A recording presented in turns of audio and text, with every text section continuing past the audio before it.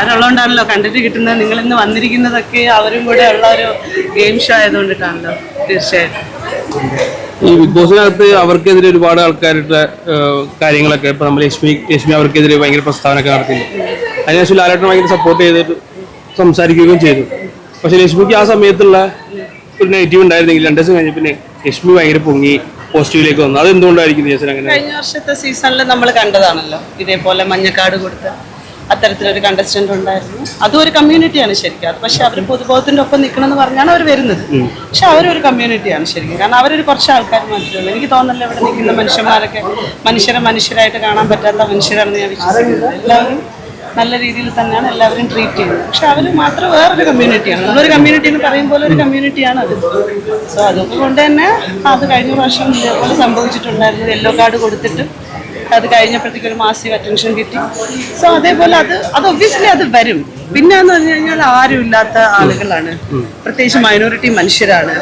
ആരും പ്രത്യേകിച്ച് ചോദിക്കാനും പറയാനൊന്നുമില്ല. അപ്പൊ എന്ത് രീതിയിലും ചെയ്യാം, അങ്ങനെയൊക്കെ ഉള്ളൊരു ധാരണയുടെ പുറത്ത് അതൊക്കെ പോകുന്നു. പിന്നെ ഇതൊരു ഗെയിം ഷോ ആണല്ലോ. എൻ്റെ എപ്പോഴും നമ്മൾ പൊതുബോധത്തിന്റെ ഒപ്പം നിന്ന് നമ്മൾ ഇത്തരം വിഷയങ്ങൾ ചർച്ച ചെയ്യുമ്പോഴത്തേക്കും ബിഗ് ബോസ് പോലൊരു റിയാലിറ്റി ഷോയിൽ ഈ ഒരു സംഭവം എന്തെങ്കിലും നമുക്ക് കൃത്യമായിട്ട് അറിയാം. ഇതൊരു ഷോ മാത്രമാണ്. ഇത് കഴിയുമ്പോഴത്തേക്ക് ഇതിൻ്റെ എല്ലാം ഒളിച്ചിറങ്ങും.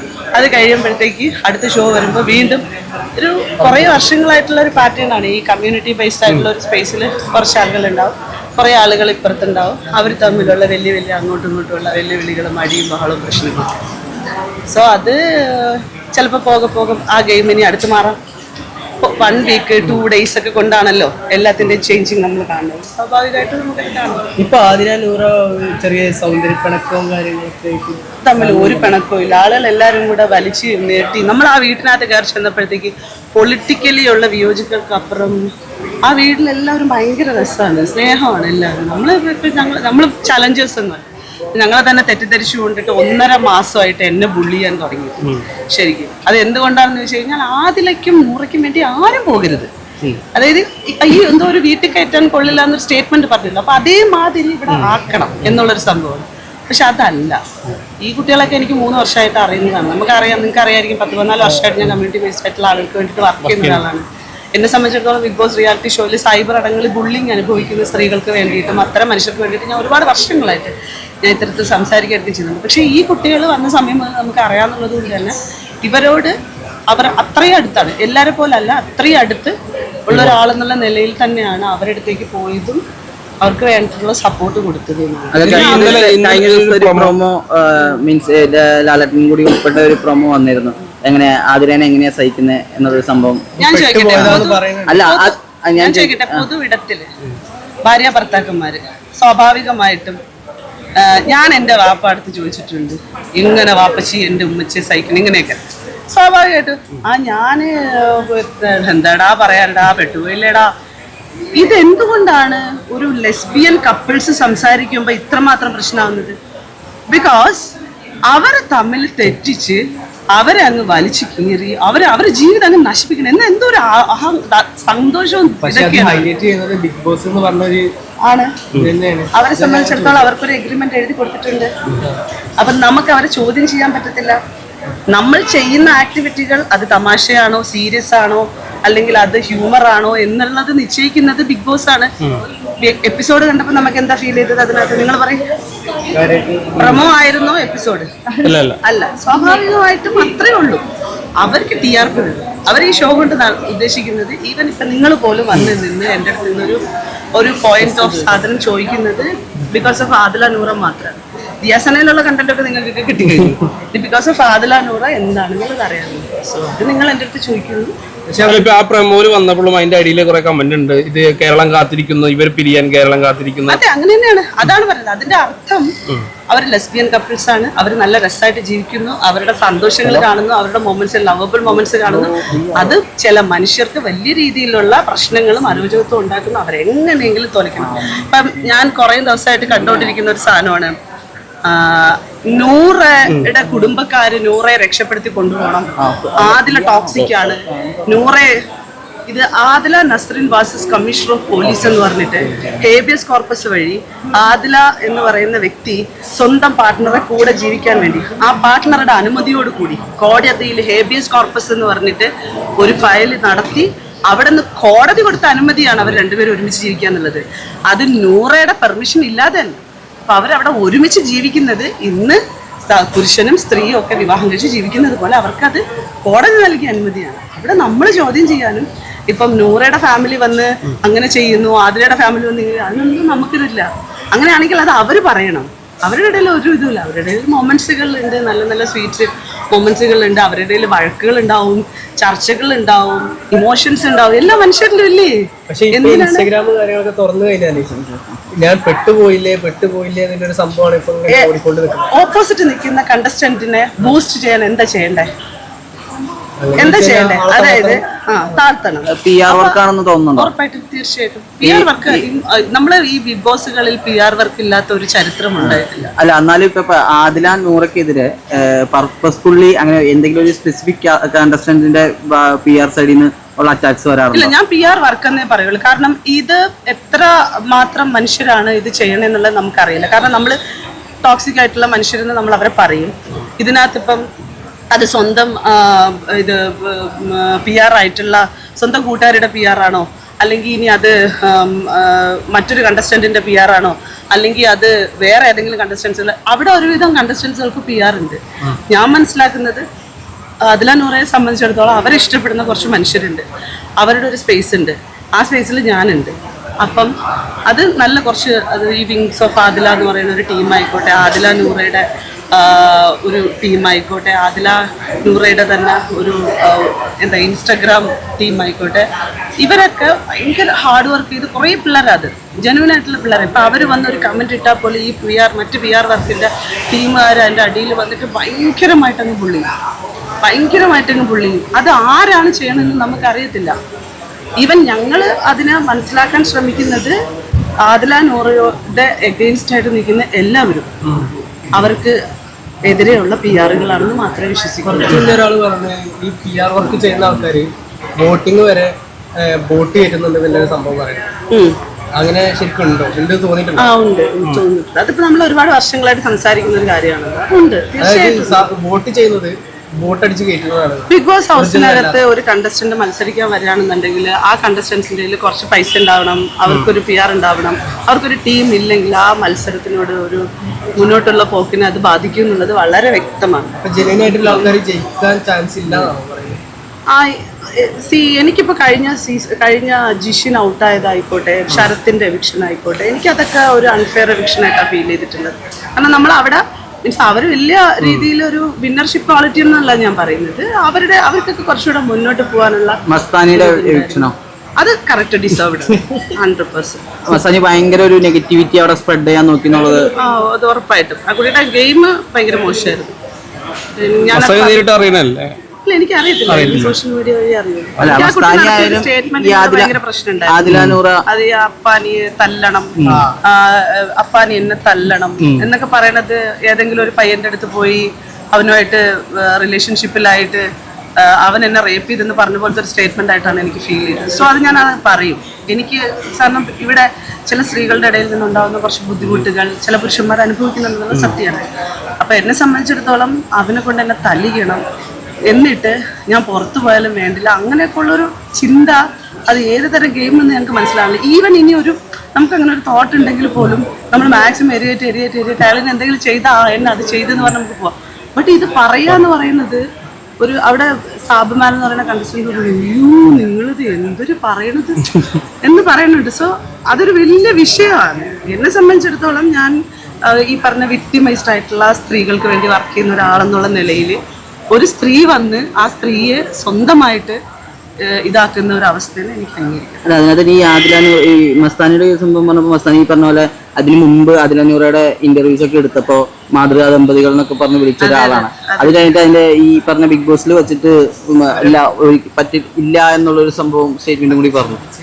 അങ്ങനെയുള്ളവരുടെ മീൻസ് ഈ പറയുന്ന ഒരു ഡബിൾ സ്റ്റാൻഡേർഡ് അതിനോട് എങ്ങനെയാണ്? അല്ല, അതാ ഞാൻ പറഞ്ഞത്. അത് നമ്മൾ പൊതുവെ എല്ലാവരും ഡിസ്കസ് ചെയ്തല്ലോ. എനിക്കിപ്പോൾ ഞാൻ മസ്താനിയെ കൂടുതലായിട്ട് ക്രിറ്റിസൈസ് ചെയ്യാൻ ഞാൻ ആളല്ല. കാരണം എനിക്ക് അവിടെ എന്ത് സംഭവിച്ചു എന്നുള്ളതിൽ എനിക്ക് ഫീൽ ചെയ്ത ഒരു വിഷയമാണിത്. അങ്ങനെ ചോദ്യം ചെയ്യാനാണെങ്കിൽ ഒരുപാടുണ്ട്. അത് ഗെയിം റിലേറ്റഡ് ആണ്. എനിക്കതിനോട് അഭിപ്രായമൊന്നുമില്ല. എനിക്ക് ഈ ഒരു സ്റ്റേറ്റ്മെന്റ് ഭയങ്കര പ്രശ്നമായിരുന്നു. കാരണം അവിടെ പൊതുവേ ഒരു ടോക്സിക് ചിത്തവിളി ബഹളമൊക്കെ നടക്കുന്നതുകൊണ്ട് ഒരു പെണ്ണ് വന്ന് അമ്മാതിരി കാണിച്ചെന്ന് പറഞ്ഞിട്ട് അതൊന്നും എനിക്ക് മാറ്റർ അല്ല. പക്ഷെ അവള് ഈ ഒരു സ്റ്റേറ്റ്മെന്റ് പറഞ്ഞതിനകത്ത് എനിക്ക് ഭയങ്കര പ്രശ്നം. ഇനിയിപ്പം ഫൈനൽ 5 ഒക്കെ എത്താൻ ആരെ ആയിരിക്കും?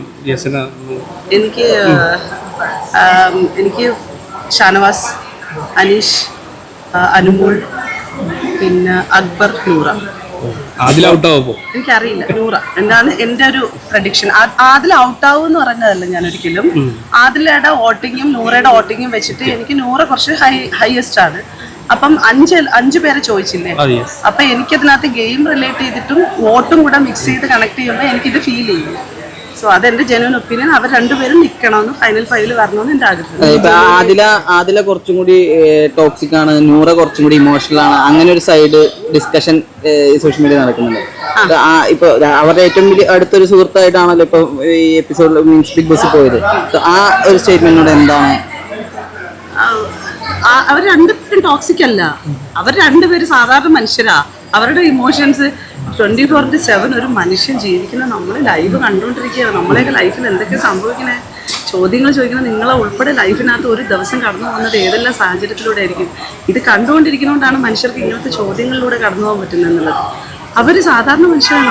അവർക്കുണ്ടാകുന്ന മിക്സഡ് ഇമോഷൻസ് അവർ ഷെയർ ചെയ്തുകൊണ്ടിരിക്കുകയാണ്.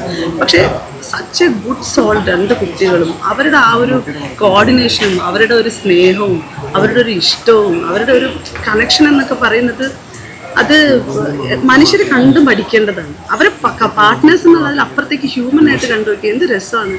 നല്ല രണ്ട് കൊച്ചുകുട്ടികൾ.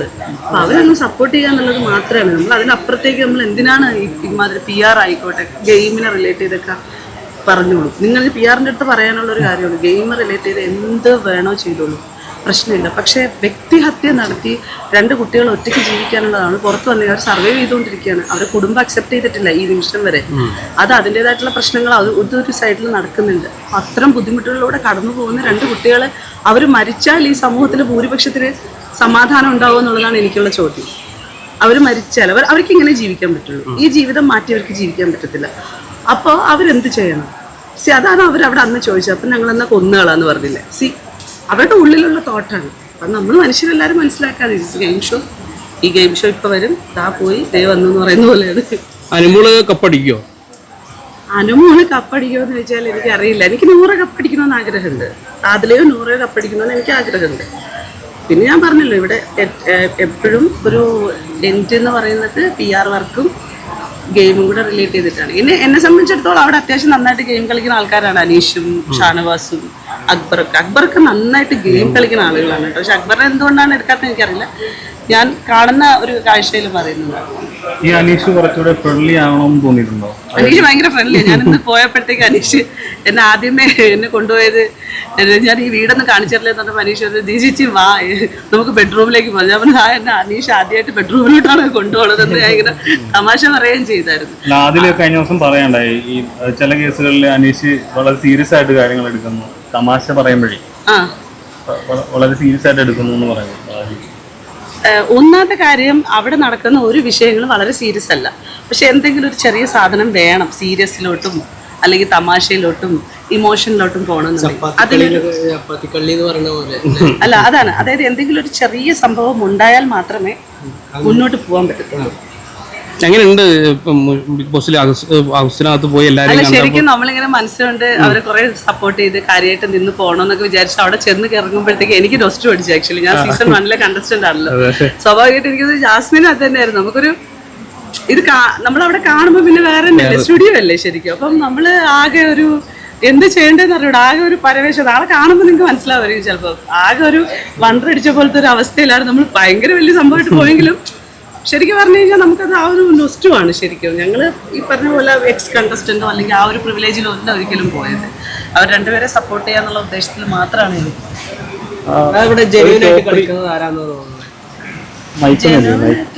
ജനുവിനായിട്ട് കളിക്കുന്നത്, സത്യസന്ധമായിട്ട് കളിക്കുന്നത് എനിക്ക് ഞങ്ങളെ കുട്ടികളെ തന്നെ തോന്നിയിട്ടുള്ളൂ. അവർ സത്യസന്ധമാണ്. അതുകൊണ്ടാണ് അവരുടെ എല്ലാ ഇമോഷൻസും നിങ്ങൾ കണ്ടത്. അതുകൊണ്ടാണ് നിങ്ങൾ ക്രിട്ടിസൈസ് ചെയ്യുന്നത്. ഇനി 40 days കൂടെ അല്ലേ ഉള്ളൂ. അപ്പം ഒരു ടോപ്പ് 3 പറയാൻ പറഞ്ഞാൽ ആകെ പറയും. ടോപ്പ് 3യോ? ടോപ്പ് 3 പറയാൻ പറഞ്ഞാല് അത് ഷാനവാസും അനീഷും നൂറയും. സെറ്റായി. 100 കപ്പടിക്കും. കപ്പടിക്കണമെന്ന് ആഗ്രഹമുണ്ട്.